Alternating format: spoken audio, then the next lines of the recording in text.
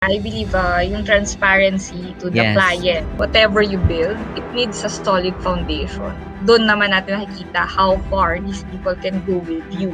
Whatever you do, no, it has to be that way. Kasi kung one way lang siya or it's self-serving lang siya, then it will not grow.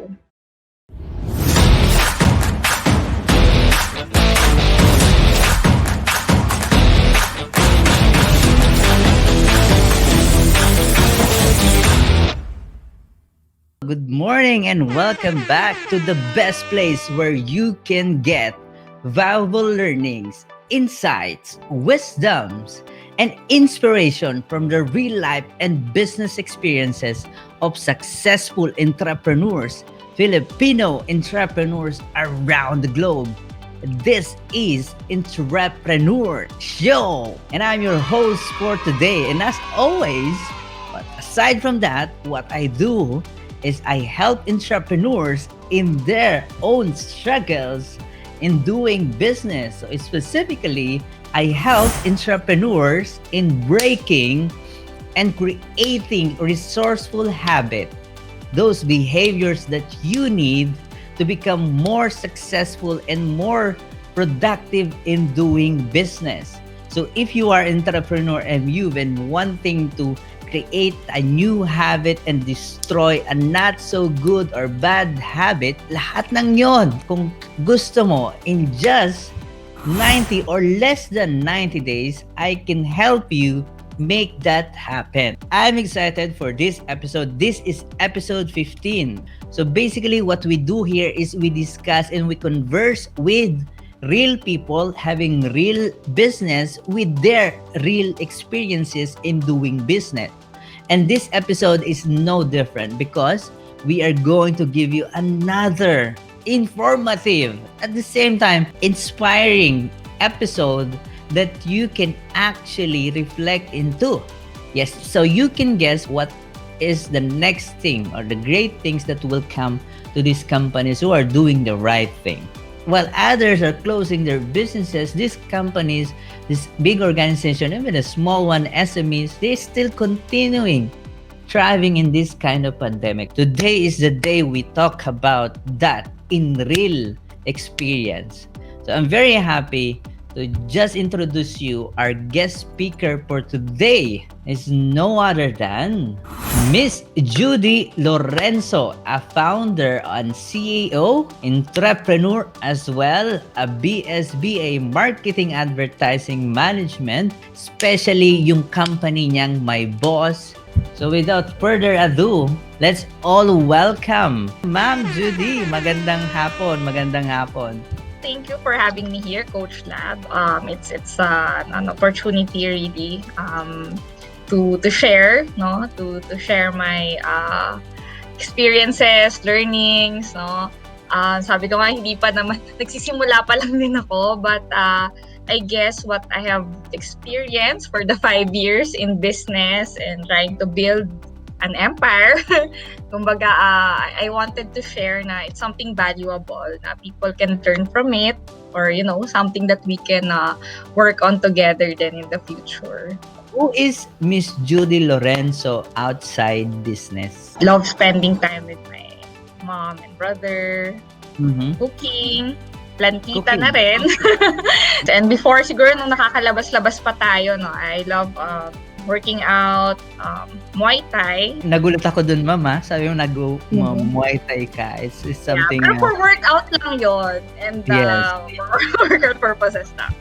Before our topic itself, let's discuss about that kasi nakita ko to sa inyong page, sa web nyo. Can you tell us something, even a spill of what your company does? Itong My Boss. Okay. Well, My Boss, it's actually my back office shared services. So meaning it's doing the business setup for SMEs. We do the SEC registration, DTI registration for you, the business permits for government compliance to set up your business. And then we also do the accounting, so the bookkeeping and the record management system for you. Then we also do the payroll if you need. And of course, yun nga, yung mga BIR, SSS PhilHealth Pag-ibig, no, those things na an entrepreneur should also do in her Wow. or his Mm. business. So mostly Lahat. na set aside, no? Especially when Yes. startups pa lang. Either they do it on their own or they try to hire people with firms, pero syempre yun nga, hindi pa afford the budget, something like that. Yes. So we try to create more affordable and more efficient back office Yes. service. Wow, back office service. Ang dami po ma'am na nabanggit nyo. And I saw in your page that you are specifically focusing on those startups, mga micro businesses and SMEs. Tama po ba? Yes, and you are helping them, especially in these times of pandemic. Lalo na kapag hindi nakagalaw yung mga business owners natin. And you do all of this, right? True. I mean, so your company is located where, ma'am? We're in Pasig. Pasig. Oh, okay. Wow. Oh, and currently, ma'am, mga ilang companies or mga organization na inyong nasiserve? Well, we started with 10 small companies. No? So hopefully, yun nga, even in this pandemic, no, we're still trying to service those operating businesses, and hopefully by 2021, mas marami pa. Wow. So currently, ma'am, you also have your milk tea business, right? Tama po ba? Yes. And correct. The name of it is Moonleaf. Is it the mother branch, Moonleaf? No, we're just a franchise. A franchisee, yes. Moonleaf. A Moonleaf, wow. And it's located at Jupiter, Makati. Yes. Pag-uusapan na natin yung topic talaga kasi I'm sure yung mga listeners natin ay excited na marinig kung ano yung mga pwede nilang matutunan. So, let's start with the question of how do you define a purpose-driven business first? Like, ito muna, para mas maintindihan natin ng ating mga viewers. When we say a purpose-driven business, ano ba siya? Well, for me, it's a business that, with a deeper meaning of why it was built or created, gives a better impact of, kasi pag malalim yung hugot mo dun sa why did you put up that business or products or services, it will create a better impact of how will be the product or services will be provided to the market. Kasi kumbaga, very detailed na yung gagawin mong pag-craft ng produkto na yun or service to make sure na pagdating nun sa market, it's giving the right value or experience for them. So it's all about the why of the organization, right? You have mentioned about yung deeper why kung bakit ba nila ginagawa yung kanila o bakit nila binibigay yung ganong solusyon. Tama po ba? Company? Yeah. Wow, medyo malalim nga yun kasi deeper why. Well, siguro, like for me, I always put up or create a business na striving to solve a pain point, no? Either it's I experience it, but of course, ano ba yung sa mas nakakarami? So you try to look for solutions how to reach those small markets. I mean, the big market, pero kumbaga unserved nga sila, no? Dahil either it's not yung affordability or accessibility. That's how I try to find ways how can I put up a business, no? Well, later on, I believe will be scalable dahil yun nga, nakikita mo naman na there's a market for it, no? Nag-exist ka dahil may purpose ka at meron kang dahilan kung bakit nagsimula ka. Tama po ba? And matanong ko na rin, Ma'am Judy, your company, what is the main purpose kung bakit nag-exist ang My Boss? Well, coming from a personal pain point, when I'm starting my business, you do everything by yourself. Pag-set up ng business, pag-operate, pag-hire, pag-pay ng tao, pag-market, so everything lahat. But at the end of the day, you still have those responsibilities in the government and syempre the taxes. You need to properly file it and all. But syempre, marami siyang requirements, no, or tasks that you need to do para masabit mo yung the proper reports. Siguro based na rin doon sa experience ko from my previous work, no. I work as a marketing officer before in entrepreneurship program. Nakita mo doon, no, kahit ang ganda-ganda ng business sila, even their revenue, pero pag silip doon sa kanilang mga financial records and their back office, yon medyo magulo, no? Sometimes we get too excited with our ideas, the business ideas, but we need to know if we're really doing the right profit, proper obligations with Yes. the taxes and even those mandatory benefits for your employees and all. Then sayang yung kikitain mo kasi at the end of the day magugulat ka, may penalty ka nang hindi mo nalalaman kung penalty. bakit. That's what my boss would want to address, because there's a lot of companies, even actually they're running for more than 2 years na, pero they're having problems on this part, no? It also gives them stress. So, imbis na they're just focused, you're the owner, you're the founder, no?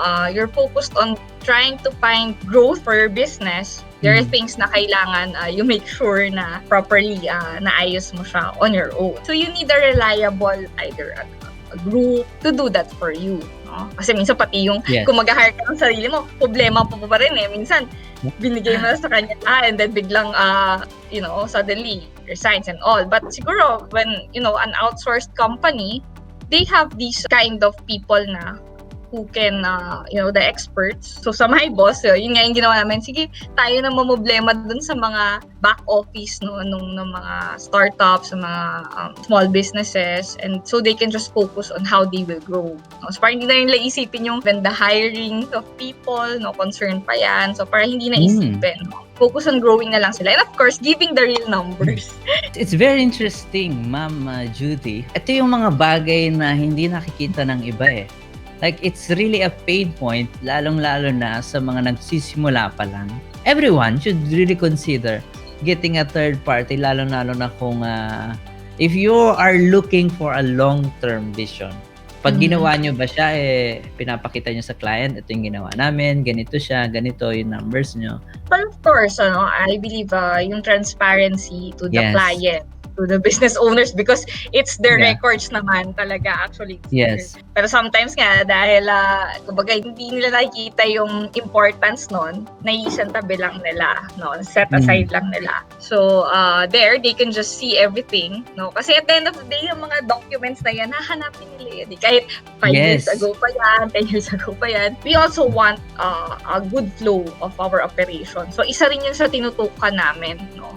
Hindi naman yung sige, maganda yung service sa client, pero naman, parang struggle din sa operations namin. So, dinesign din namin siya na the way na our staff and our team will not be, they will enjoy. They will enjoy working with these things, and instead of the routinary things lang na filing and coding, ganyan lang, we want them to provide value on these things. And my next question is, why is it very important to have a purpose-driven organization or company? Well, for me, whatever you build, it needs a solid foundation. Get the right people with me in this business or whatever business. You cannot be a lone ranger in your business, ikaw lang lahat gagawa and all. You need somebody na mababatuhan mo to watch your back also. Pag nandun tayo sa gitna or nandun tayo sa medyo difficult times, no, doon naman natin nakikita how far these people can go with you. Then it's very easy for companies to thrive. To be honest, it's not about the written purpose o yung mga vision or mission principles ng company. It's how they live it. Parang paano nyo siya itinatranslate into your services or into your product. Because people are seeing it. And that's one thing siguro na medyo challenging para sa mga companies. Especially those who are just starting. And a lot of times, it's a way in between financial goal and then the purpose of the company. With your experience, Ma'am Judy or Miss Judy, is it a hindrance to the financial goal if we are focusing more on the purpose of the company? For me, I believe na mas nakaka-strengthen pa siya to reach your financial goals. It's like a roller coaster ride. No, Yeah. Wow. Yes. at this moment you're very, you feel you're winning but everything's crashing down, so you really Yes. need to be, kumbaga, babalik at babalik siya dun sa what is the purpose of this business, no? Why should we fight for this? Why should we continue operating this in spite of, wala na, palugi na ba yan, or you're not getting a lot of clients, paano ba, no? If there's no any other way, like now it's pandemic, you just need to survive. Yeah. And the next question, Entrep, what are the benefits or advantages of having a purpose-driven organization? Well, I guess for the short term, no, you get that everyday motivation. It's really good for your mental health, psychological. It gives you your self-worth, no? Because you felt na you have this purpose. Of course, syempre sa long term, there's this roadmap, the life plan that you follow and you wanna be in the future. When you look back, no, everything, wala palang nasayang, no? Even those, kumbaga, the unpleasant situations, they are all learning. And you will feel na they are all things that made you who you are today. Yes. Anything that you do selflessly, you will feel na it's completing your self-worth. It is something that goes back to you when you do your purpose. Kasi it is your motivation, and most of the time, kapag sinabi po nating motivation, the purpose that we are doing, and if we have that one, we will never be tired. It will be our fuel on doing it. And this experiences, itong rocky road na to, itong challenges na to, is nothing compared to the satisfaction or to the self-worth na mararamdaman ko when I achieve all my purpose. And I think this is very important. Tell us, Miss Judy, paano mo siya binabalikan yung mga purpose mo? Actually, every day, no, you will be really challenged. Pagising mo pa nga lang minsan, no? Yes, yung pagising mo pa lang. Diba? Parang tutuloy ba ako or hindi. Pero madaming negativity din around us. And you always have to push yourself and fight for it every day, no? Ang hirap naman nung you're doing things and you're not motivated and wala, it's not productive anymore. So, especially when you're an entrepreneur, kasi yung mga staff naman, or you're an employee, pag hindi mo na gusto yung work, you just, find another job and see if it works for you. But when you're an entrepreneur, hindi naman pwedeng, teka, parang, muna ako, maglilive muna ako, or resign lang ako, So, actually, kahit feel mo na nga yun, when you look at your team, your people, you cannot give that kind of impression. No, they always have to feel that you're motivated, you're doing great and all, no, but deep inside, diba, you're already parang crushing inside. Pero you cannot just express that in front of them. You always have to be that rock. Kasi yun din ang purpose mo, no, na you give those motivation to your people. Kasi you cannot run the business naman alone, diba? So, you need them, you need to fuel them. So, minsan drain ka na, but you need to give them that. Isipin mo ulit yung purpose mo na you wanted to provide more jobs, you wanted to have these people to grow. That's the purpose of an entrepreneur, no? Sabi nga nila, imbes na you give fish to the person, you teach them how to fish. So, that's the multiplier effect to have a better community.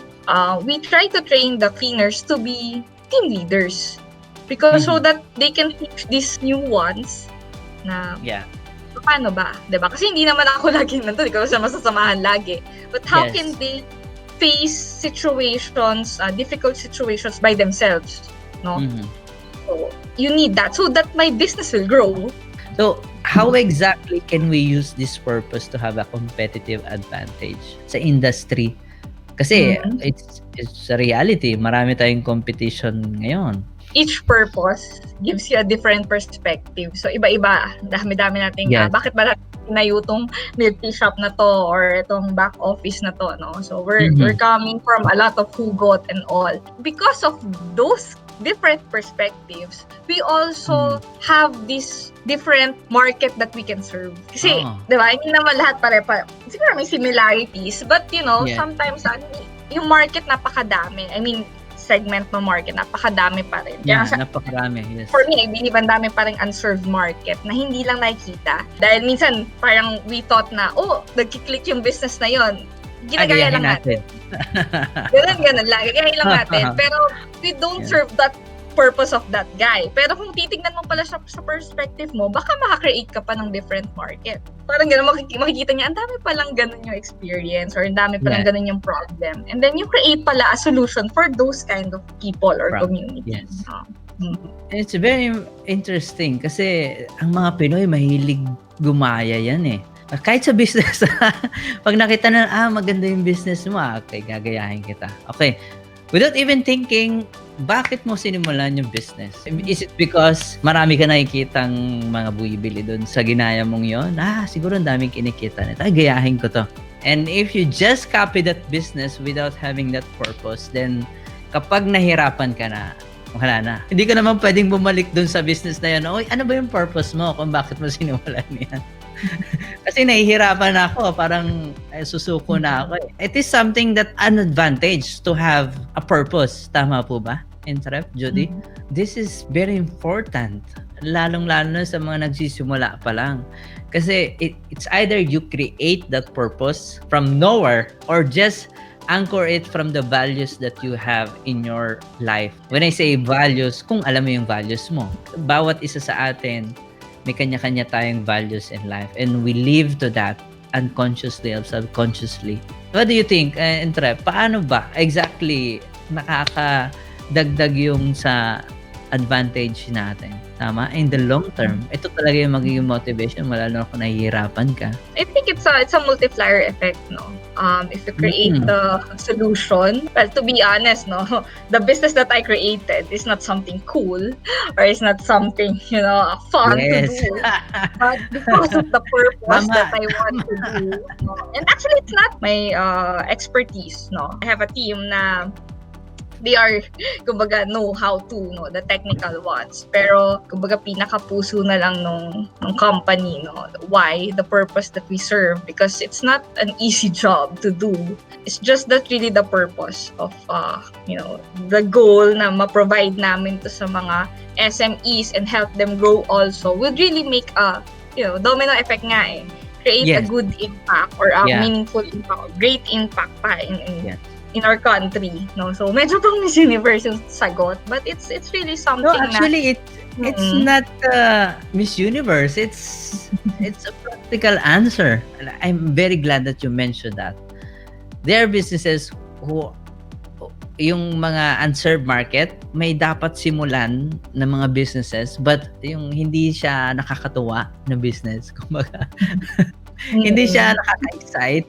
Sabi mo nga, yung business niya, what's exciting about numbers, di ba? What's exciting about going to BIR and processing all of this with the long line?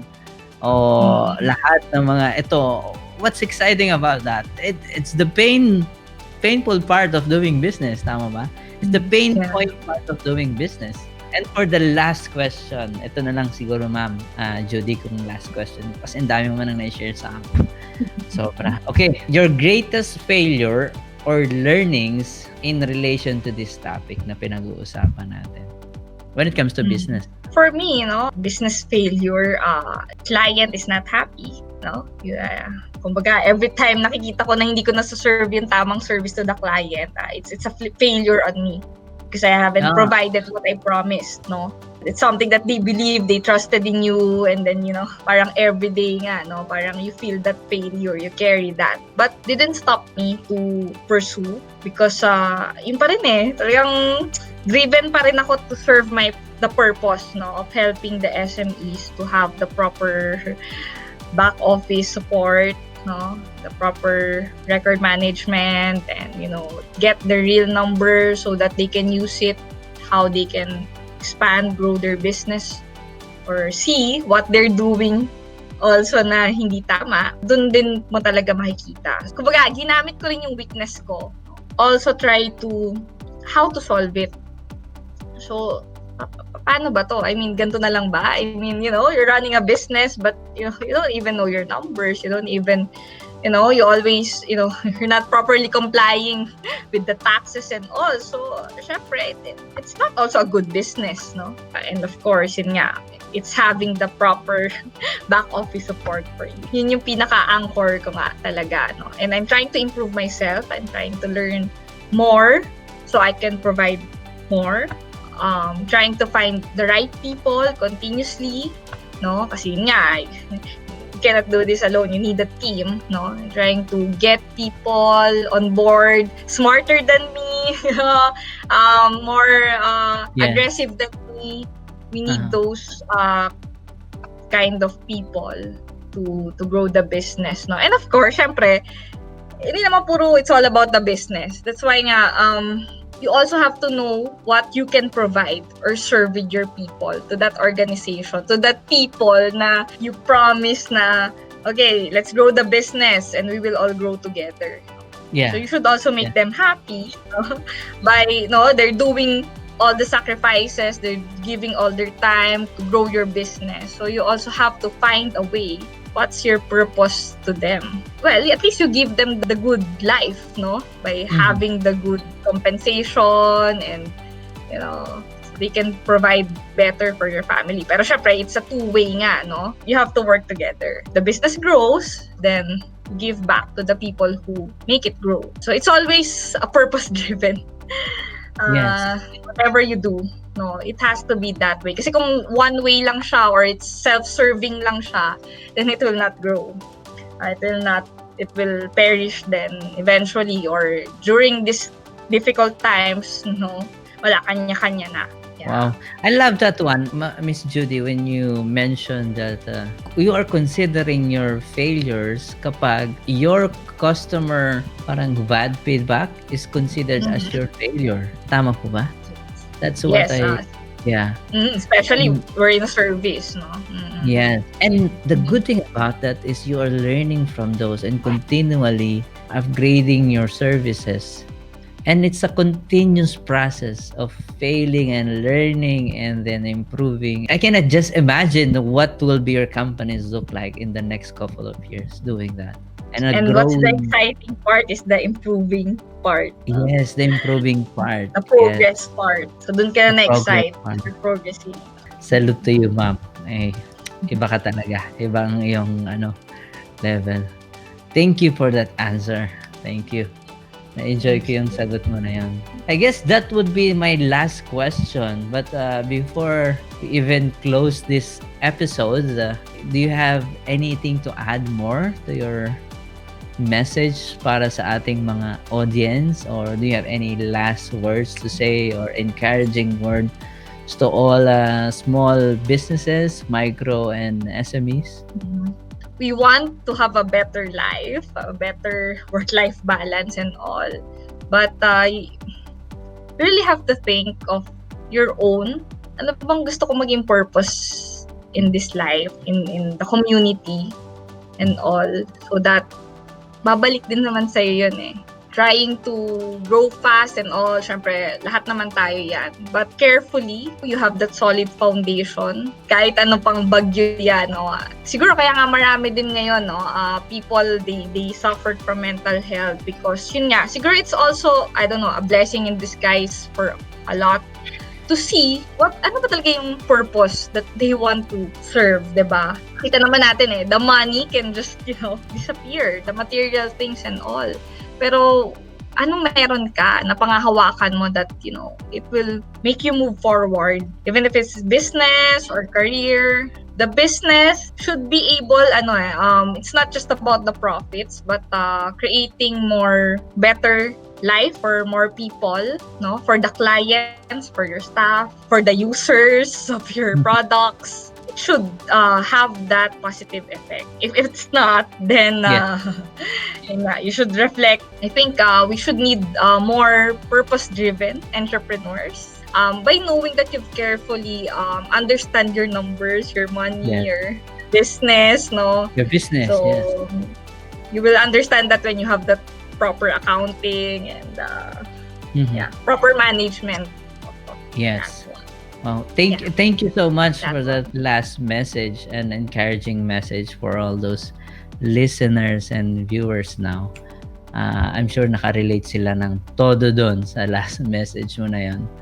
And I'm very happy to hear all of those learnings. And parang na-overwhelm tuloy ako sa lahat ng ating mga napag-usapan and trip, no? And with that, thank you so much. Thank you so much, Ma'am Judy. And Thank you, Coach. Na-enjoy God ko. bless. God bless. God bless. Thank Okay. you. That's it for our episode 15, and I'm sure lahat kayo ay nag-enjoy dun sa episode na ito. Don't be shy. Share it to your friends because today we have learned a lot about purpose-driven business. And if you are running your own business now, I'm sure you can relate to this. So with that, thank you so much for tuning in today. Thank you so much. This is Lab. This is Entrepreneur Show, joining you in doing business.